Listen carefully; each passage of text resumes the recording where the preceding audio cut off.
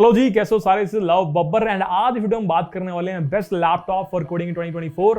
आप जब भी मार्केट में लैपटॉप परचेज करने जाते हैं, बहुत सारे आपको ब्रांड्स मिलते हैं, बहुत सारे आपको प्राइस सेगमेंट मिलते हैं, बहुत सारी डिफरेंट स्पेसिफिकेशंस मिलती हैं। हर किसी का डिफरेंट यूज केस होता है, हर किसी का डिफरेंट बजट होता है। तो एक डिसाइड करना ऐसा लैपटॉप जो कि आपके बजट और आपके यूज केस को सूट करता है, बहुत कंफ्यूजन वाला काम हो जाता है। तो ये वीडियो उसी के ऊपर है कि यहाँ पर हम पूरी डिटेल्ड वेल रिसर्च पीडीएफ आपको प्रोवाइड करने वाले हैं। और जो भी पर्टिकुलर सेगमेंट के 30 से 40 हज़ार, 40 से 50 हज़ार, 50 से 60 हज़ार, 60 70 हज़ार सेगमेंट के किंग लैपटॉप्स है, उनको आपको पकड़ाने वाले हैं कि ये सारी टॉपिक्स हैं। इनमें से आप डिसाइड कर सकते हैं कौन सा ब्रांड आपको सूट करता है, कौन से स्पेक्स आपको सूट करते हैं। आपको बता देंगे कौन सा वाला रैंक 1 पे है, कौन सा रैंक 2 पे है, कौन सा रैंक 3 पे है। ठीक है, बड़ी मेहनत लगी, आंखों में बहुत दर्द हुआ। लास्ट 3-4 दिन से लगातार इसी काम पे लगे, शीट को प्रिपेयर कर रहे हैं हमारी टीम। एंड लैपटॉप से रिश्ता बहुत पुराना है। जब कॉलेज शुरू हुआ तो लैपटॉप जीवन में पहली बार हमने परचेज किया अपने एजुकेशन लोन के द्वारा, और तब हमारा परिचय हुआ विंडोज़ लैपटॉप से। तो 3-4 साल हमने विंडोज़ लैपटॉप अच्छे से रन किया। वहाँ से पता लगा कि विंडोज़ लैपटॉप ओवरहीट बहुत ज़्यादा करता है, बैटरी इशूज़ बहुत ज़्यादा आते हैं, लैग बहुत ज़्यादा कर जाता है। एक अच्छी खासी भट्टी में साथ में लेकर चल रहा हूँ, इसको पैर रखता हूँ तो पैर एकदम गर्म हो जाते हैं। उसके बाद जब हमने कंपनीज में काम करना शुरू किया, पहले अमेजॉन में, फिर माइक्रोसॉफ्ट में, और आज के टाइम पर अपनी खुद की कंपनी में हम काम कर रहे हैं, तो मैक से परिचय हुआ और पता लगा मैकबुक एक ऐसा डिवाइस है जो कि बहुत ज़्यादा पोर्टेबल है, बहुत रिजिड बॉडी है, बहुत हाई परफॉर्मेंस है। बैटरी लाइफ की तो बात ही मत करो, इतनी अच्छी बैटरी लाइफ है, लैग करता नहीं है, ओवरहीट होता नहीं है। तो अगर 70,000 से ऊपर का बजट है तो ये डिवाइस आपके लिए ऑप्टिमल डिवाइस है। अगर आप कोडिंग की बात कर लें, चाहे एडिटिंग की बात कर लें, चाहे एनिमेशंस की बात कर लें, फ्रीलांसिंग की बात कर लें, ये डिवाइस आपकी बहुत ज़्यादा सहायता करने वाला है। अब लैपटॉप बाय करते हुए शायद मैं हमेशा मैकबुक की तरफ ज़्यादा भागूंगा, पर हर किसी का डिफरेंट बजट होता है, हर किसी का डिफरेंट एक यूज़ केस होता है।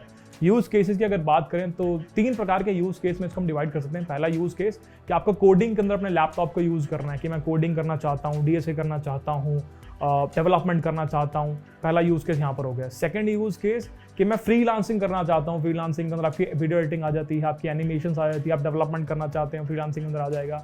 And the third use case मैं गेमिंग करना चाहता हूँ। ठीक है, तो मैकबुक अगर आपके पास कोई भी प्राइस या मनी कंस्ट्रेंट नहीं है, पिताजी ने पूरा फ्री हैंड दिया हुआ है, कोई भी अच्छा लैपटॉप ले लो, प्राइस की चिंता मत करो, तो मैं आप सभी को यही एडवाइस करूंगा कि आगे वीडियो देखने की नीड नहीं है, यहीं पर ही आप जाकर एक मैकबुक परचेज कर सकते हैं अगर आपका यूज केस कोडिंग है, डीएसए है, डेवलपमेंट है, या फ्रीलांसिंग, एडिटिंग, एनिमेशंस है, डेवलपमेंट करना है। ठीक है, अगर गेमिंग है तो मैकबुक सहायता नहीं करने वाला है, आपको विंडोज डिवाइस की तरफ ही मूव करना पड़ेगा या पीसी क्रिएट करना पड़ेगा।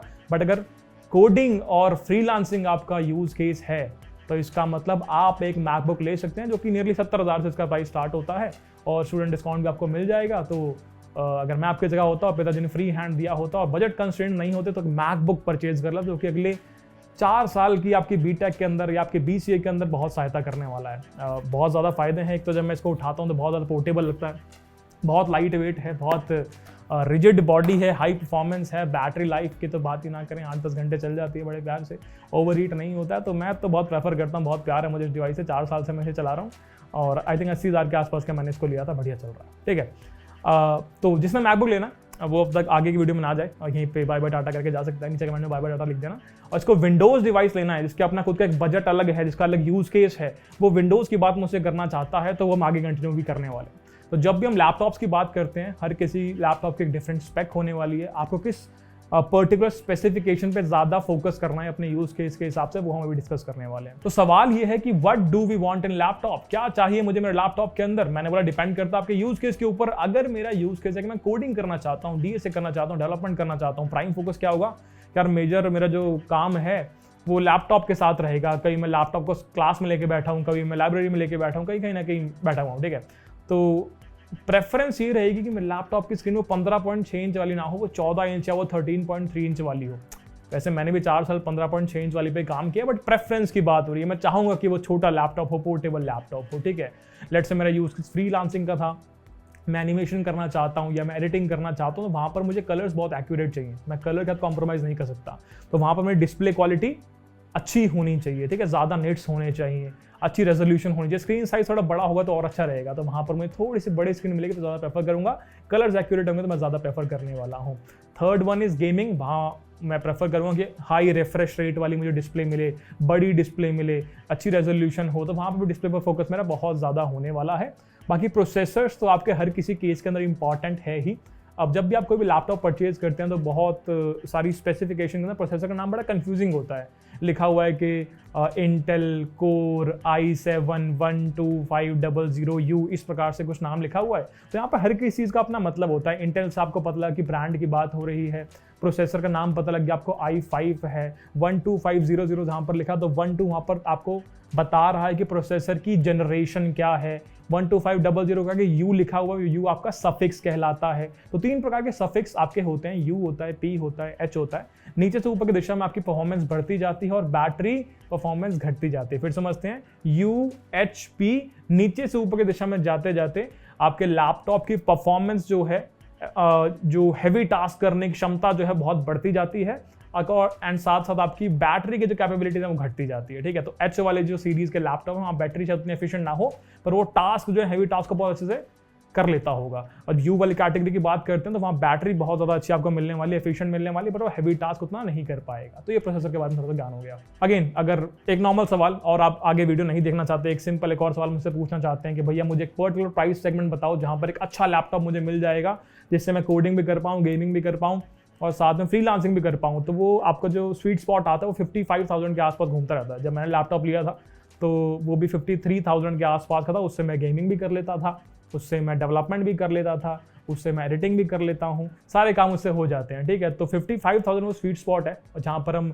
टारगेट करेंगे कि रैम मेरी 16 GB के आसपास की हो एंड मेरी SSD 512 GB के आसपास हो। ठीक है, तो यहाँ से हमें समझ में आता है, एक नॉर्मल आइडिया हमें मिल गया कि जब भी मैं लैपटॉप बाय करने जा रहा हूँ मुझे स्क्रीन साइज पे फोकस करना है, डिस्प्ले फोकस करना है, प्रोसेसर पे फोकस करना है, सीरीज पे, सफिक्स पे फोकस करना है, रैम और आपकी स्टोरेज पे फोकस करना है। अब यहाँ से हम अपने कंपैरिजन को, सारे बजट लिस्ट को पकड़ के एक बार रिव्यू कर सकते हैं। ठीक है, तो यहाँ पे हम शुरुआत कर रहे हैं आपके laptop guide 2024 by Love Babbar. Range 30,000 से 40,000 की हम बात कर रहे हैं। ठीक है, यहाँ पर अभी जो भी सेगमेंट के आपके पास जो बढ़िया लैपटॉप हैं, टॉप पिक्स हैं, वो हमने लिस्ट किए हुए हैं सारी स्पेसिफिकेशन के साथ कि क्या उनका प्राइस है, क्या प्रोसेसर है, क्या GPU है, RAM, storage, display, camera, operating system, speaker, battery, weight, backlight keyboard है या नहीं है, क्या क्या पोर्ट्स अवेलेबल हैं और एडिशनल फीचर, और साथ में आपके लिंक्स के, इन केस आप ऑनलाइन बाय करना चाहें तो ठीक है, नहीं तो एक बार ऑनलाइन जाके भी एक बार आपको मैं सजेस्ट करूंगा, जाके आप एक बार आप ऑफलाइन जाके स्टोर पे, डिस्प्ले पे देखें क्या वजन है, क्या सही लग रही है आपको क्वालिटी उस पर्टिकुलर लैपटॉप क्या नहीं, और जब आप पक्का कर लें कि हाँ ठीक है,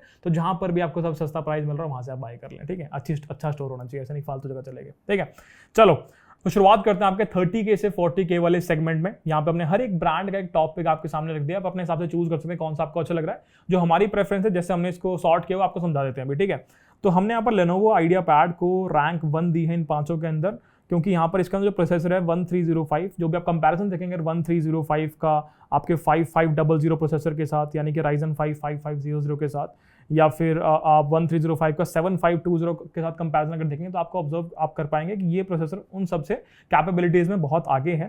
तो यहाँ पर आपको ये एक प्रोसेसर मिल रहा है 1305U with 5 core and 6 threads, integrated आपके इंटेल के graphics, 512 SSD, 8GB LPDDR5 RAM. बाकी सब में ऑब्जर्व करेंगे तो आपको DDR4 मिल रही है, DDR4 मिल रही है 4 जबकि यहाँ पे आपको DDR5 रैम मिल रही है, थोड़ा और फास्ट आपको यहाँ पर मिलने वाला है। एक और चीज़, हम कोडिंग के लिए इसको टारगेट कर रहे हैं तो यहाँ पर हमें 14 इंच की स्क्रीन मिल रही है, साथ ही साथ आपको 300 निट्स की ब्राइटनेस मिल रही है, जबकि बाकी सब के अंदर आपको सिर्फ 250 निट्स की मिलेगी इस पर्टिकुलर सेगमेंट के अंदर।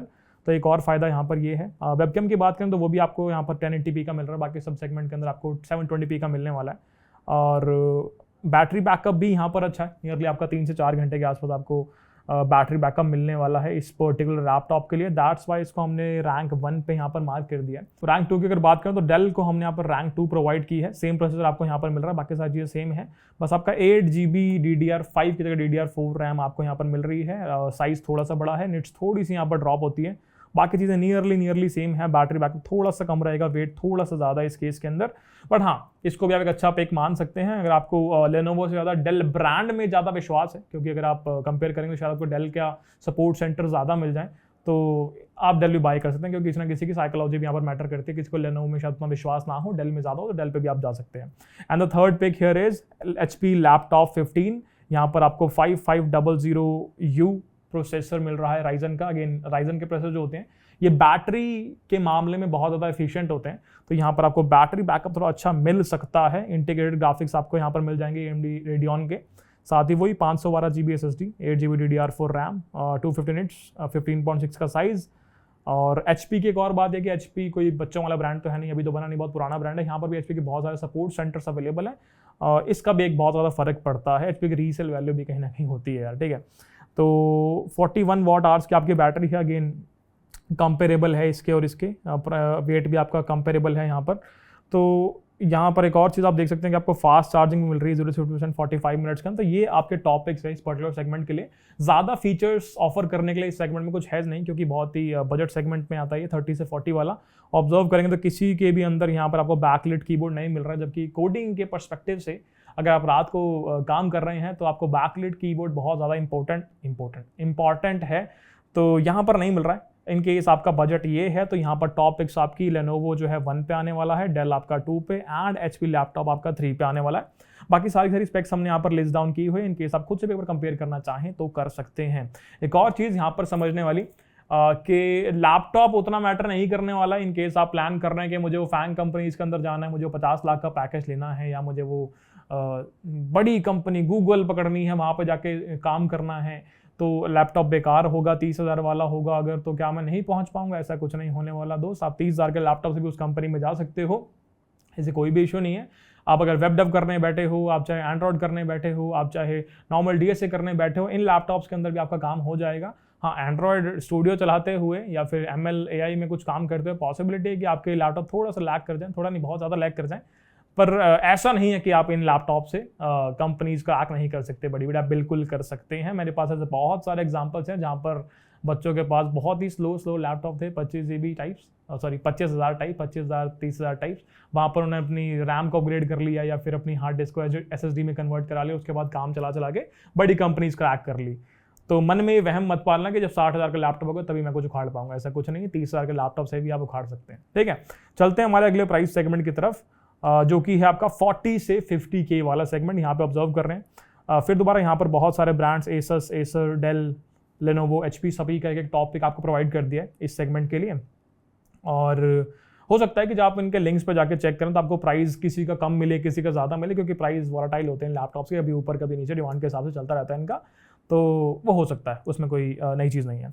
यहाँ पे ऑब्जर्व करेंगे तो हमने लेनोवो थिंकबुक को रैंक 1 दी हुई है। इसका रीज़न चेक करते हैं फटाफट। तो यहाँ पर जो लेनोवो थिंकबुक 15 का प्रोसेसर है वो है 7730U, और हमने जो कंपैरिजन एनालिसिस किया वहाँ पर 7730 जो है 1235 जो प्रोसेसर आपका है इंटेल कोर का i5 का, उससे ज़्यादा अच्छा परफॉर्म कर रहा है ओवरऑल। एंड इसके कंपैरिजन में, इस प्रोसेसर के कंपैरिजन में ये वाला प्रोसेसर इसको आउट परफॉर्म करता जा रहा है, ठीक है। साथ में आपके इंटीग्रेटेड ग्राफिक्स आ रहे हैं, 512 GB SSD है, बिल्कुल सही, 16 GB रैम है, बिल्कुल सही। इसमें आपके एंड्रॉइड स्टूडियो वगैरह सब कुछ स्मूथ चलने वाला है, कोई भी इशू नहीं है। 15.6 इंच की आपकी डिस्प्ले है, बड़ी वाली डिस्प्ले जो आती है लैपटॉप की। 250 निट्स का बेसिक आपकी स्क्रीन है, ऐसा कोई खास स्क्रीन नहीं मिल रही है, एंटी ग्लेयर मिल रही है। बेसिक कैमरा है, विंडोज़ 11, डुअल स्पीकर, 3-4 घंटे का बैकअप, वेट ठीक है, इतना ही आता है विंडोज़ लैपटॉप के अंदर, और ये बाकी सारी चीज़ें नॉर्मल है, ठीक है। बैकलिट कीबोर्ड आपको यहाँ पर मिल रहा है, ये ऑब्जर्व करने वाली बात है। तो इसको हमने यहाँ पर रैंक 1 दिया, क्योंकि यहाँ पर प्रोसेसिंग कैपेबिलिटीज़ के अंदर ये वाला लैपटॉप बाकी सबको आउट परफॉर्म करने वाला है। एक और चीज़ यहाँ पर देखने लायक है कि यहाँ पर 36 वॉट आवर का यहाँ पे बैटरी बैकअप मिल रहा है। आई थिंक ये बहुत बेकार परफॉर्म करने वाला लैपटॉप बैटरी कैपेबिलिटीज़ के टर्म में, तो मैं एडवाइस करूँगा इसको नहीं लो, ठीक है। आगे बढ़ सकते हैं कि इसके बाद रैंक 1 के बाद रैंक 2 किसको दी जाए, तो रैंक 2 हम देते हैं एसस वीवो गो 15 के अंदर। यहाँ पर अगर आप ऑब्जर्व करोगे तो 7730 1235 को आउट परफॉर्म कर रहा था, और 1235 कोर i5 आपके 7520 वाले को आउट परफॉर्म कर रहा है। तो इन तीनों प्रोसेसर के अंदर ये वाला प्रोसेसर सबसे नीचे लाई कर रहा है, बट सबसे नीचे आ रहा है इसका मतलब ये नहीं कि बहुत खराब है। यहाँ पर इसको हमने सेकंड रैंक क्यों दी है, तो आप ध्यान से ऑब्जर्व करेंगे तो इसकी डिस्प्ले बहुत अच्छी है। इन केस अगर आप वो फ्रीलांसिंग, वो एडिटिंग वाली गेम, वो एनिमेशन वाली गेम जहाँ पर कलर्स आपको एक्यूरेट चाहिए, तो वहाँ पर आप इस वाले लैपटॉप को पिक कर सकते हैं, क्योंकि यहाँ पर आपको 600 निट्स की ब्राइटनेस मिल रही है। अगेन डिस्प्ले वाइज बहुत अच्छा है, रैम भी आपको DDR5 मिल रही है, 512 GB SSD मिल रही है, और ये प्रोसेसर मिल रहा है। अगेन मैं इन तीनों में इसको नीचे बता रहा हूँ, इसका मतलब ये नहीं कि बहुत खराब प्रोसेसर है, अच्छा ही प्रोसेसर है, ऐसा नहीं कि बेकार है। पर हाँ, AMD के प्रोसेसर जनरली जो है आपकी बैटरी कैपेबिलिटीज के अंदर बहुत अच्छा परफॉर्म करते हैं, बहुत एफिशिएंट होते हैं, तो यहाँ पे हमने इसको सेकंड रैंक दी है। एक और चीज़ यहाँ पे देखते हैं कि यहाँ पे नियरली 50 वॉट आवर्स का बैटरी बैकअप है, कैपेबिलिटी है, तो नियरली आपका ये इस पूरे सेगमेंट में सबसे अच्छी बैटरी लेके आया हुआ और सबसे अच्छी स्क्रीन लेके आया हुआ, दैट्स वाई इसको देखते हुए हमने यहाँ पर इसको सेकंड रैंक दी हुई है। यहाँ पर भी आपका बैकलिट कीबोर्ड आ गया, ध्यान से ऑब्जर्व करोगे सबके अंदर ही है, सबके अंदर नहीं है, इन 3 में नहीं है। तो ये 2 बहुत ज़रूरी है, दैट्स वाई यहाँ पर कोडिंग के पर्सपेक्टिव से भी इसको आप ले सकते हैं। अब हम बात करते हैं थर्ड रैंक के बारे में। अगेन 4th 5 डिस्कस नहीं करेंगे, सिर्फ 1 2 3 डिस्कस करेंगे। थर्ड रैंक हमने यहाँ पे डेल स्मार्ट चॉइस 14 को दी है। इसका रीज़न क्या है? अगेन यहाँ पर आपको 1 2 3 5U 10 कोर के साथ प्रोसेसर मिल रहा है, i5 बहुत अच्छा प्रोसेसर है। इन तीनों प्रोसेसर में जो हम कंपेयर कर रहे थे सेकंड रैंक पर ही आता है। और अगेन बहुत छोटा ऊपर नीचे छोटा मोटा फर्क है, कंपैरिजन एनालिसिस पूरा आपको दिखा दिया जाएगा। तो आप इसे बाई कर सकते हैं। 512 SSD है, 16 GB रैम है। फ़ायदा क्या है? फ़ायदा ये है कि यहाँ पर आपको फिर से एक और छोटी स्क्रीन मिल रही है 14 इंच की, जो कि बहुत पोर्टेबल होने वाली है आपके लिए, आप इसको लेकर कहीं भी घूम सकते हैं। पर क्योंकि कैपेबिलिटीज़ थोड़ी सी यहाँ पर ओके ही है, 14 इंच की स्क्रीन है पर 250 निट्स की डिस्प्ले मिल रही है मुझे, ठीक है। और 1 2 3 5 प्रोसेसर मिल रहा है, जबकि यहाँ पर 7730 मुझे मिल रहा है, जो कि अच्छी कैपेबिलिटी परफॉर्म करता है। दैट्स वाई इसको नीचे रखा गया है, ठीक है। बैटरी के टर्म्स में भी ये वाला जो है आपके सेकंड रैंक से नीचे लाई करता है। एक और ड्रॉबैक क्या है कि इसके अंदर बैकलिट कीबोर्ड नहीं है, ठीक है। तो ये सारे के सारे रीज़न की वजह से हमने इसको थर्ड पे रखा हुआ है कि फॉर अ प्रोग्रामर ये शायद उतना अच्छा नहीं होगा, क्योंकि यहाँ पर वो बैकलिट कीबोर्ड वाला चीज़ मुझे मिसिंग लग रही है। मुझे याद है जब मैं खुद लैपटॉप परचेज करा जीवन में पहली बार, तो बैकलिट कीबोर्ड मेरे लिए मस्ट था कि ये तो मुझे चाहिए ही चाहिए, क्योंकि अंधेरे में भाई साहब मेरे को लिखना है और लिखने में दिखेगा नहीं तो मैं कहाँ से लिख पाऊंगा। तो अभी शायद आपको लग रहा हो कि ये तो बेसिक ही चीज़ है, बट ये बहुत ज़्यादा इंपॉर्टेंट है, आपको असली में इसकी नीड पड़ने वाली है, ठीक है। तो यहाँ पर मैं मार्क किया Lenovo ThinkBook को इस सेगमेंट में राजा, रैंक 1। यहाँ पर आपके बैकलिट कीबोर्ड भी है, प्रोसेसर भी टॉप नॉच है इस सेगमेंट का। आपको आपकी स्क्रीन चलो ओके ही है, ऐसे कोई खास स्क्रीन नहीं है। पर स्क्रीन की जब हम बात कर रहे हैं तो यहाँ पर Asus Lumina OLED स्क्रीन जो है ये बहुत अच्छी स्क्रीन है। पर यहाँ पर प्रोसेसर आपको इन तीनों के कंपैरिजन में सबसे थर्ड रैंक वाला मिल रहा है। बट ठीक है, बैटरी कैपेबिलिटीज़ बहुत ज़्यादा अच्छी हैं, बहुत पोर्टेबल है। और प्रिवेसी शटर आपको यहाँ पर 720 HD कैम के साथ मिल रहा है। तो अगेन यहाँ पर भी आप इसको 1 मार्क कर सकते हैं, इसको 2 मार्क कर सकते हैं, इसको 3 मार्क कर सकते हैं। इस सेगमेंट में अगर आप चूज़ करना चाहें तो इन तीनों में से चूज़ कर सकते हैं अपने हिसाब से। बाकी जो ब्रांड आपको सूट करता है उस ब्रांड पे आप जा सकते हैं। अब हम चलते हैं आपके थर्ड कैटेगरी की तरफ, जो कि है 50K to 60K वाली कैटेगरी। यहाँ पर हमने कुछ गेमिंग लैपटॉप को भी इंक्लूड किया हुआ है, तो इसको भी फटाफट एक बार देखते हैं कैसे काम करता है। चलो तो ऑब्जर्व करते हैं, यहाँ पे हमने एक और एनालिसिस किया है 12650 प्रोसेसर का 5600 के साथ। तो 12650 आपका कोर i7 है एंड आपका 5600 आपका Ryzen 5 प्रोसेसर है। तो यहाँ पे आपका ये i7 जो है आपके Ryzen 5 का आउट परफॉर्म कर रहा है, तो बहुत बढ़िया, मजा आएगा। तो यहाँ पर हमने 1 रैंक जो दी है, इस लैपटॉप को भी दी है और इसको भी दी है, दोनों को हमने रैंक 1 मार्क किया हुआ है। सवाल है क्यों? चलो आओ देखते हैं। तो यहाँ पर हमने देखा, यहाँ पे हमें कोर i7 मिल रहा है, बहुत बढ़िया प्रोसेसर है इस पूरे सेगमेंट का, साथ में इंटीग्रेटेड आइरिस ग्राफिक्स मुझे मिल रहे हैं, सही कॉम्बिनेशन है। यहाँ पर ऑब्जर्व करेंगे तो आपको Ryzen 5 मिल रहा है with dedicated GPU unit NVIDIA GeForce RTX 3050, ठीक है, दोनों बढ़िया है। और देखते हैं और क्या क्या चीज़ें हैं। 512 SSD 16 GB DDR4 16 GB DDR4 144 refresh rate, gamers के लिए बहुत ज़्यादा सही होने वाला है ये लैपटॉप। 15.6 का साइज़ है, 15.6 का साइज़ है, 60 हर्ट्ज़ के रिफ्रेश रेट है, यहाँ पर रिफ्रेश रेट कम है, ठीक है। जबकि यहाँ पर बोला गया कि गेमिंग ग्रेड का लैपटॉप है, बट चलो ठीक है, सेम है, सेम। यहाँ पर बैटरी बैकअप थोड़ा सा ज़्यादा दिखा गया है, पर मैं फिर भी बोलूँगा आपको कि विंडोज़ लैपटॉप के अंदर जो भी फिगर्स आपको दी हुई हैं बैटरी की कि 3-4 घंटे चलेंगी, 6 घंटे चलेंगी, 10 घंटे चलेंगी, या इतने वॉट आज की कैपेबिलिटी है, बिल्कुल विश्वास मत करो। विंडोज़ लैपटॉप ओवरहीट करते हैं, सारे ही करते हैं। विंडोज़ के केस के अंदर ये सभी के सभी लैग भी करेंगे, ठीक है। इन सभी की बैटरीज 1.5 साल के अंदर ख़राब भी हो जाएंगी, ठीक है। हमेशा आपको इसमें वो अपने चार्जर को ठोक के चलाना ही पड़ेगा। हमने भी अपना लैपटॉप इसी प्रकार चलाया है, 53,000 के आसपास के लैपटॉप मैंने लिया था और 1 साल बाद इन सभी की बैटरीज ऐसे ही होती हैं कि जब तक लैपटॉप में चार्जर लगा हुआ तब तक बढ़िया चल रही हैं। अगर आप बहुत लकी हैं तो शायद आपका 2 साल तक चल जाएगा, पर हाँ उसके बाद आपको चार्जर लगा के ही चलाना पड़ेगा। तो इसलिए बैटरी पर मैं ज़्यादा फोकस नहीं कर रहा हूँ, क्योंकि ये फिगर्स को विश्वास करने योग्य नहीं है, क्योंकि थ्योरी वाइज यहाँ पे लिखा कुछ और है, जब एक्चुअल आप देखेंगे तो वहाँ पर रिजल्ट्स कुछ और आने वाले हैं, ठीक है। ये बात समझ में आती है। तो क्योंकि यहाँ पर इस वाले लैपटॉप के अंदर मुझे एक डेडिकेटेड ग्राफिक कार्ड मिल रहा है, साथ ही इसकी रिफ्रेश रेट बहुत ज़्यादा अच्छी है, तो इसको हम पिक कर सकते हैं। अगेन इसको आप गेमिंग के लिए भी यूज़ कर सकते हैं, कोडिंग के लिए भी यूज़ कर सकते हैं, एडिटिंग के लिए भी यूज़ कर सकते हैं, आपकी मर्जी है इसको यूज़ में आप लेना चाहें इसको। इसकी अगर बात करें तो ये लैपटॉप भी अच्छा है, प्राइस वाइज थोड़ा सा कम है, प्रोसेसर इसका स्ट्रॉन्ग है ज़्यादा, processor wise it is good. यहाँ पे थोड़ा आपकी डिस्प्ले नॉर्मल वाली है इसके कंपैरिजन के अंदर, बट फिर भी आप इसको टॉप पिक में रख सकते हैं। आपकी मर्जी है, ठीक है, आप इस वाले लैपटॉप को लेना चाहें या इसको लेना चाहें, दोनों को दैट्स मैंने 1 रैंक मार्क किया हुआ है। सेकंड रैंक हमने यहाँ पे एसर को किया हुआ है। अगेन एसर के अंदर जितना ऑन ग्राउंड मैंने देखा है, ऑन ग्राउंड लोगों से बात की है मैंने, तो वहाँ से मुझे पता लगा कि एसर के लैपटॉप में जनरली बहुत ज़्यादा ओवरहीटिंग इशूज़, बहुत ज़्यादा लैग इशूज़ फेस होते हैं। आप कभी भी देखोगे तो कम प्राइस के अंदर एसर के अंदर बहुत ज़्यादा स्पेसिफिकेशंस आपको दी जाती है, पर ऑन ग्राउंड वहाँ पर परफॉर्मेंस उतनी नहीं होती है, बहुत सारे इशूज़ बच्चों को फेस करने पड़ते हैं जो भी इनको बाई करते हैं, ठीक है। बट फिर भी मैंने यहाँ पर रखा हुआ है, इन केस आप विश्वास करते हैं इस ब्रांड के अंदर तो आप जा सकते हैं इसके लिए, ठीक है। तो एसर यहाँ पे सेकंड रैंक पे क्यों है, तो इसके फायदे देखते हैं। सबसे पहले हमने यहाँ पे ऑब्जर्व किया कि मुझे एक 400 निट्स की स्क्रीन मिल रही है, ओलेड डिस्प्ले मुझे मिल रही है, प्राइस जो है इन दोनों से काफ़ी कम है, 5,000 रुपये का नियरली फर्क आ रहा है, 4-5 हज़ार रुपये का। और यहाँ पे अगर आप ऑब्जर्व करेंगे 13 जेन का प्रोसेसर मिल रहा है i5 का। 13 जेन जनरली i5 के अंदर बहुत गुड अच्छी मानी जाती है कि यार ये बहुत पावरफुल सीरीज़ है, तो इसको भी आप ले सकते हैं। DDR5 रैम है, फास्ट है, 512 GB SSD है, कैम बहुत अच्छा मिल रहा है आपको। साथ में ऑब्जर्व करेंगे पूरे सेगमेंट के अंदर सबसे अच्छा बैटरी बैकअप यहाँ पे आपको लिखा गया है। अगेन मैंने बोला था कि एसर के अंदर आपको जो फिगर्स देखने को मिलने वाली है वो फिगर्स बहुत आपको ऐसे लुक्रेटिव लगेगी कि यार ये तो बहुत प्यारी चीज़ है, 13 सीरीज़ का मुझे प्रोसेसर मिल रहा है, DDR5 रैम मिल रही है, 14 इंच की डिस्प्ले मिल रही है। तो थ्योरी वाइज या नंबर वाइज या जो भी डिस्क्रिप्शन यहाँ पर दिया हुआ है उसके हिसाब से हम कह सकते हैं कि इस लैपटॉप को हम सेकंड मार्क कर दें और आप इस पे जा सकते हैं। अगेन फिर से बोलूँगा, मैंने आपके सामने पहले रख दिया कि ऑन ग्राउंड रियलिटी क्या क्या रिव्यूज़ मुझे मिले हैं बच्चों से। बट हाँ, अगर मैं आपकी जगह होता तो ये दो जो 1 रैंक मार्क किए हुए लैपटॉप्स हैं इनकी तरफ मैं ज़्यादा जा रहा होता। ठीक है जी, बहुत बढ़िया। अब हम चल सकते हैं हमारे अगले सेगमेंट की तरफ जहाँ पर हम बात कर रहे हैं 60 से 70 हज़ार का सेगमेंट। अब ये वो सेगमेंट है जहाँ पे आप अच्छे खासे पैसे खर्च कर चुके हैं। इस सेगमेंट के अंदर आपको नियरली सारी की सारी चीज़ें मिलने वाली है। और यहाँ पर लेट से मेरा कोई भाई या मेरी कोई बहन लैपटॉप परचेज करने की मुझसे बात करती या करता 60 से 70 हज़ार के सेगमेंट के अंदर, तो मैं कभी भी इन लैपटॉप के बीच में कंपैरिजन करता ही नहीं। मैं क्या बोलता, भाई ये है वो लैपटॉप जो तुम्हें बाई करना चाहिए, बाई कुछ और इसके अलावा कुछ और लेने की नीड नहीं है।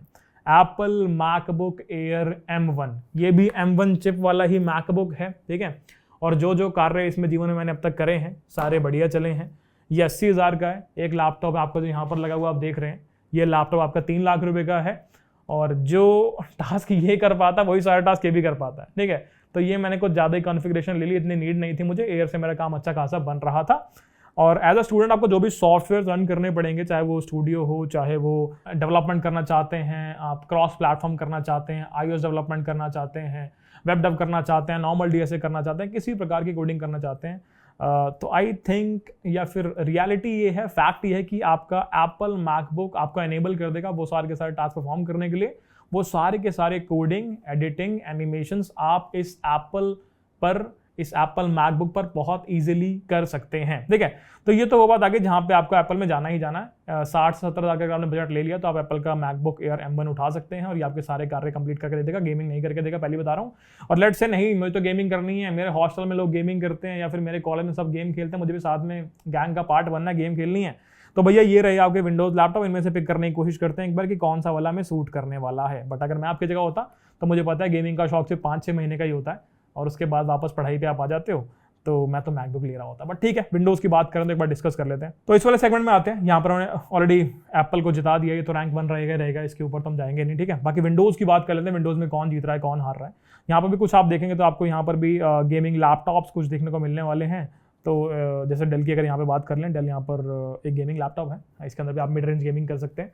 तो सेकंड रैंक जो हमने दिए हैं यहाँ पे जानबूझ के डेल को ही दी हुई है, ठीक है। फायदा क्यों, ऐसा क्यों किया हुआ है, जबकि यहाँ पे हमने कंपेयर किया इस सेगमेंट के अंदर कि जो आपका 13620 वाला प्रोसेसर है i7, इसको हमने कंपेयर किया आपके 12500 के साथ। परफॉर्मेंस वाइज हमें पता लगा कि 13620 i7 जो प्रोसेसर है वो आउट परफॉर्म कर रहा है आपके 12500 वाले प्रोसेसर को। बट स्टिल यहाँ पे क्योंकि हमारे पास ये प्रोसेसर था विद डेडिकेटेड ग्राफिक्स 354 GB और साथ ही साथ DDR5 रैम हमें मिल रही थी और 120 हर्ट्ज की डिस्प्ले मिल रही थी, तो इन सारी कॉन्फ़िगरेशंस को मद्देनजर रखते हुए हमने बोला कि नहीं भैया तुम्हें ही हम जिताएंगे और हमने इस डेल को नंबर 1 बना दिया है। इन केस आप इन सब में कंपैरिजन कर रहे हैं तो एक अच्छा पिक रहेगा आपका ये डेल वाला लैपटॉप। नेगेटिव्स क्या है, नेगेटिव ये है क्योंकि गेमिंग लैपटॉप के अंदर आ गया तो वजन इसका 2.5 किलो के आसपास जाएगा, तो यहाँ पे वजन थोड़ा सा ज़्यादा होने वाला है जो लैपटॉप के अंदर बस्ते के अंदर आप लेके घूमने वाले हैं, तो थोड़ा परेशान तो आप होंगे, बट ठीक है, आपके टास्क सारे कर देगा, चाहे वो एडिटिंग हो, चाहे वो कोडिंग हो, चाहे वो डेवलपमेंट हो, चाहे वो गेमिंग हो, सारे के सारे टास्क परफॉर्म करके देगा और बढ़िया आग निकालेगा अपने अंदर से, ठीक, गर्म हवाएं निकलने वाली है इसके अंदर से, सच्चाई है। अब सेकंड रैंक हमने डिस्कस कर लिए, फर्स्ट हमने मैकबुक को दी, सेकंड हमने आपके डेल को दे दी, थर्ड हमने यहाँ पे वीवोबुक प्रो को मार्क किया हुआ है। ऐसा क्यों? अगेन प्राइस वाइज हम चल रहे हैं यहाँ पर, तो प्राइस वाइज और ब्रांड वाइज अगर देखा जाए तो यहाँ पर भी फिर दोबारा आपको एक और कार्ड मिल रहा है जो कि डेडिकेटेड ग्राफिक्स के साथ आ रहा है, और 1 TB SSD, 16 GB DDR4, 15.6 144 hertz के डिस्प्ले। फिर दोबारा एज अ गेमर अगर आप लेना चाहते हैं तो ये डिस्प्ले फिर दोबारा आपको बहुत सहायता करने वाली है। ये भी बहुत सही है, बैटरी बैकअप भी बहुत सही है, वेट वाइज भी बिल्कुल ठीक है, तो ये थोड़ा ठीक लग रहा है सारी की सारी कॉन्फ़िगरेशन के अंदर। हमें सिर्फ ऐसा नहीं करना कि हमने सिर्फ प्रोसेसर कंपैरिजन कर लिया कि यार इसका प्रोसेसर सबसे बढ़िया चला तो सिर्फ यही बाय कर लेते हैं, ऐसा थोड़ी करना है। हमें ओवरऑल स्पेसिफिकेशन देखनी है कि कौन सा इन पैसों के हिसाब से, इस बजट के हिसाब से फिट बैठ रहा है। तो आप चाहो इसको विंडोज़ में फर्स्ट रैंक हमने दी है और इसको विंडोज़ में सेकंड रैंक हम दे सकते हैं, बाकी एप्पल को तो हम नंबर 1 बोल ही चुके हैं, ठीक है। तो ये बात समझ में आती है, इस प्रकार से हमने इसको देख लिया है। अब बाकी यहाँ पे कुछ और लैपटॉप लिखे हुए हैं, कोई इसको प्रेफर करना चाहे तो एक बार इसको भी देख लेते हैं। यहाँ पर आपको 13620 i7 प्रोसेसर मिल रहा है, अगेन पूरी के पूरे रेंज का सबसे बढ़िया प्रोसेसर है। इंटीग्रेटेड ग्राफिक्स मिल रहे हैं, डेडिकेटेड नहीं मिल रहे हैं। 512 SSD है, DDR5 रैम है, बहुत सही। 300 निट्स की डिस्प्ले है, जबकि आप यहाँ पे ऑब्जर्व करेंगे तो यहाँ 600 की भी अवेलेबल है, यहाँ पे 300 अवेलेबल है, यहाँ पे भी 400 की अवेलेबल है। तो इस सेगमेंट के अंदर आपको अच्छी क्वालिटी की डिस्प्ले मिल सकती है, बट चलो ठीक है, इसमें 300 निट्स की डिस्प्ले आ रही है। नॉर्मल 250 से तो ऊपर ही है कम से कम। और ऊपर जाके देखा जाए तो बैटरी बैकअप, वेट भी ठीक है, तो एवरेज लैपटॉप लेना चाहे तो आप ले सकते हैं, नुकसान नहीं होगा, इसके अंदर भी आपके सारे के सारे टास्क हो जाएंगे। बट इन केस अब क्योंकि 60 से 70 हज़ार रुपये आप खर्च कर रहे हैं, तो मैं चाह रहा हूँ कि आपका कोडिंग का पर्पस भी हो जाए, क्योंकि कोडिंग आप पक्का करने वाले हैं, दैट्स वाई वीडियो देख रहे हैं। आपके गेमिंग का पर्पस भी पूरा हो जाए, क्योंकि गेमिंग भी यार देखो 4 साल की बीटेक है, कहीं ना कहीं 2-4 महीने मन कर जाता है खेलने का, हमने भी खूब खेली है, ठीक है। 1 साल 6 महीने हमने भी खेली है। तो ये 2 लैपटॉप आपके, ये दोनों पर्पस, या फ्रीलांसिंग करने का मन है, डेवलपमेंट करने का मन है, स्टूडियो रन करना है, एंड्रॉइड स्टूडियो रन करना है, एनिमेशन करने, तो ये सारी चीज़ें परफॉर्म आप यहाँ पर कर सकते हैं। और बाकी आप इस पर सोचेंगे कि गेमिंग पे तो बहुत ज़्यादा ओवर हीट होगा, बहुत गर्म हवाएं फेंकेगा, जबकि ये नहीं फेंकेगा, ऐसा कुछ नहीं है। सारे के सारे विंडोज़ एक जैसे होते हैं, ऐसे ही होते हैं भाई, ठीक है। तो गर्म हवाएं हर जगह आने वाली विंडोज़ के अंदर, ओवर हीट इशू हर जगह आने वाले हैं, उसके आप कुछ नहीं कर सकते, ठीक है। नॉर्मल है वो विंडोज़ के अंदर, आदत पड़ जाएगी धीरे धीरे।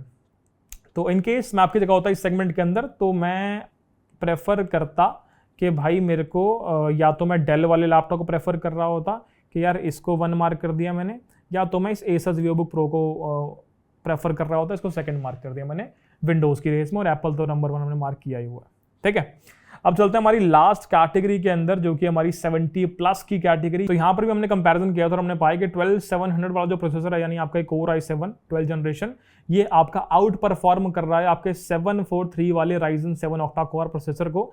तो ये वाला प्रोसेसर इस वाले प्रोसेसर के कंपैरिजन में अच्छी कैपेबिलिटीज, अच्छे रिजल्ट्स आपको ला के दे रहा है। और एक और कंपैरिजन हमने यहाँ पर किया था 13th जनरेशन i9 को कंपेयर किया था हमने 13700 i7 के साथ। तो यहाँ पर ऑब्वियस है तो खैर कि 13900 ने विन करना ही था, ठीक है। सेम जनरेशन के चल रहे हैं और i7 और i9 कंपैरिजन हो रहा है, तो हमने रिजल्ट्स में देखा कि i9 जीत रहा है यहाँ पे। तो यहाँ पे 3 बेसिकली हमने डिविजन्स की हैं। ये दोनों लैपटॉप जो आप ऑब्जर्व कर पा रहे हैं, Asus वाला और Lenovo वाला, ये दोनों गेमिंग वाली कैटेगरी के अंदर लाई करते हैं। और इसके अंदर हमने मार्क किया है कि Lenovo वाला लैपटॉप जो वो रैंक 1 रहेगा और Asus वाला रैंक 2 रहेगा। क्यों? प्रोसेसर कंपैरिजन हमने किया और हमने पाया कि भाई ओवरऑल जो कॉन्फ़िगरेशन यहाँ पर बन रही है with RAM and with other features, वो ज़्यादा अच्छी बन रही है। जैसे यहाँ पे 16 DDR4 मिल रही है, यहाँ पर 24 DDR5 मिल रही है, ठीक है। तो ये एक हमारा फ़ायदा है। डिस्प्ले वाइज देखो 300 निट्स मिल रही है, यहाँ पे आपको 250 निट्स मिल रही है। 144 हर्ट्ज की रिफ्रेश रेट है, यहाँ पर भी सेम है। बाकी साइज़ भी एक्जैक्टली सेम है, ये भी सेम है, सेम। और वेट वाइज भी दोनों भारी के भारी हैं, गेमिंग लैपटॉप हैं, दैट्स वाई। तो क्योंकि यहाँ पर रैम मुझे ज़्यादा मिल रही है, यहाँ पर मेरा जो ग्राफिक कार्ड है वो मेरे को हायर एंड का मिल रहा है, तो ओवरऑल कॉन्फ़िगरेशन वाइज हमने इस Lenovo LOQ को रैंक 1 मार्क किया गेमिंग की कैटेगरी के अंदर। गेमिंग भी कर लो, कोडिंग भी कर लो, फ्रीलांसिंग भी कर लो। एंड सेकेंडली हमने इसको 2nd रैंक मार्क कर दिया है गेमिंग कैटेगरी अंदर Asus टफ गेमिंग को, ठीक है। अगर ये वाले 2 लैपटॉप कंपैरिजन आप करने जाओगे +14 और Go 14 का, तो डिस्प्ले वाइज ये लैपटॉप बहुत अच्छे हैं। 500 निट्स OLED डिस्प्ले, ठीक है। 400 निट्स यहाँ पर भी अच्छी डिस्प्ले आपको मिल रही है और छोटे साइज के दोनों डिस्प्ले है। तो इन केस आप यहाँ पर एडिटिंग या फ्रीलांसिंग की दुनिया में काम करना चाहते हैं, क्रिएटिव फील्ड में काम करना चाहते हैं, तो डिस्प्ले को अगर आप प्रेफरेंस ज़्यादा देते हैं, ज़्यादा प्रायोरिटी देते हैं, तो आप इन दोनों लैपटॉप को बाय कर सकते हैं, जो भी आपको इन दोनों में से अच्छा लगे कॉन्फ़िगरेशन वाइज। जैसे यहाँ पर 1 TB आपको मिल रही है, DDR5 आपको मिल रही है, ठीक है। तो आप बाय कर सकते हैं, ठीक है जी। तो इन दोनों में से जो भी आपका बजट को अच्छा सूट करता हो, जो ब्रांड से आप ज़्यादा वाइब करते हो, इस पर ज़्यादा विश्वास आपका हो, वो आप ले सकते हैं। अगर मैं आपकी जगह होता तो मैं एसर पे शायद उतना विश्वास नहीं दिखाता। ऊपर से मैं इसको क्यों बार बार मना कर रहा हूँ, ये वाला पर्टिकुलर लैपटॉप न्यू लॉन्च अगर आप ज़्यादा देखेंगे तो इसके रिव्यूज़ भी बहुत कम है, इसकी रेटिंग भी बहुत कम है, तो यहाँ पर विश्वास करना मेरे लिए बहुत मुश्किल हो जाता। तो इस डिस्प्ले वाली कैटेगरी के अंदर मैं HP पवेलियन प्लस 14 को ज़्यादा प्रेफरेंस दे रहा होता। अब बची हमारी लास्ट कैटेगरी कोडिंग वाली। तो ये दो जो लैपटॉप हैं स्पेसिफिकली कोडिंग के लिए बहुत अच्छे हैं। यहाँ पर अगर आप देखेंगे तो प्रोसेसर वाइज दोनों ही बहुत ही ज़्यादा अच्छा परफॉर्म कर रहे हैं। i9 13 जनरेशन है, बहुत बढ़िया। i7 12 जनरेशन है, ठीक है, बेकार नहीं है, बढ़िया चलने वाला है, भी कोई ऐसा इशू नहीं है। पर यहाँ पर अगर प्रोसेसर थोड़ा सा हल्का है तो डिस्प्ले आपको अच्छी मिल रही है, आपको OLED डिस्प्ले मिल रही है यहाँ पर 600 निट्स के और 90 हर्ट्ज के रिफ्रेश रेट के साथ। तो यहाँ पर भी कंपनसेशन पूरा किया गया है। तो इन दोनों भी आप देख सकते हैं, दोनों एसस के ही हैं। अगर आप डिस्प्ले को ज़्यादा प्रेफरेंस दे रहे हैं तो आप इस वाले लैपटॉप के ऊपर जा सकते हैं। डिस्प्ले के साथ साथ आपको कार्य भी अच्छा कर देगा, सारे के साथ जो भी आप करना चाहते हैं। अगर आप डिस्प्ले को उतना प्रेफरेंस नहीं देते तो आपको बिल्कुल हाई एंड का CPU चाहिए, i9 चाहिए जी आपको, तो आप इसको पकड़ सकते हैं। यहाँ पर भी आपको i9 मिल रहा है 13 जनरेशन का, और बाकी सारे फीचर्स तो यहाँ पर लिस्टेड है। थोड़ा सा हैवी है ये, बट चलो ठीक है, काम तुम चला लोगे, उठाना तो पड़ेगा ही, ठीक है। तो अगेन कोडिंग कैटेगरी के अंदर इन दोनों में से कुछ भी तुम बाय कर सकते हो। और डिस्प्ले वाइज अगर ज़्यादा प्रेफरेंस है, प्रायोरिटी है, तो तुम इसको बाय कर लो, नहीं तो इसको बाय कर लो, ठीक है, बहुत बढ़िया। तो मैं अगर होता तो मैं थोड़ा बजट के अंदर भी देखता, 7199 का मिल रहा है, यही ले लेता हूँ। बढ़िया प्रोसेसर है, कोई बेकार नहीं है, डिस्प्ले भी अच्छी है, और बैटरी बैकअप की अगर बात करें तो बैटरी बैकअप भी बहुत ज़्यादा अच्छा है। अगेन तुम मान के मत चलना किसी भी लैपटॉप का इस प्रकार से 5 घंटे होगा, तुम मान के चलना कि 3 से 4 घंटे ही सबका होने वाला, उससे ज़्यादा नहीं होगा, ठीक है। और एक और चीज़, 70+ की रेंज में हम बात कर रहे हैं, तो क्योंकि तुम्हें विंडोज़ के सजेशन जानने थे, दैट्स वाई यहाँ पर विंडोज़ की बातें हमने कर ली। पर अगर तुम 70 या 70+ की कैटेगरी के अंदर आ गए हो और मेरा पर्सनल सजेशन चाहते हो कि जो मैं खुद खरीदता, तो मैं पक्का मैकबुक खरीद रहा होता कि लेट्स से भी तुम्हारे पास फ्री हैंड है भैया कि 1 लाख तक का लैपटॉप लेना है, तो तुम मैकबुक एयर M3 ले लो, 1,05,000 के आसपास आएगा, वो तुम्हें बहुत सही लगेगा, सारे के सारे कार्य तुम्हारे करके दे देगा। लेट्स से और ज़्यादा पैसा है, मैकबुक प्रो ले लो भाई, ठीक है। तो एक बार तुम 70,000 की जो रेंज है वो क्रॉस कर देते हो और तुम्हें विंडोज या मैक कुछ भी चलेगा, तो मैक ले लो भाई, वो तुम्हारी कोडिंग भी बढ़िया कर देगा, तुम्हारी एडिटिंग बढ़िया कर देगा, फ्रीलांसिंग बढ़िया करवा के दे देगा। गेमिंग नहीं करवा पाएगा, सीधी सी बात है, ठीक है। अगर गेमिंग करनी है तो पीसी डेवलप करवा लो या फिर अपना विंडोज लैपटॉप ले लो।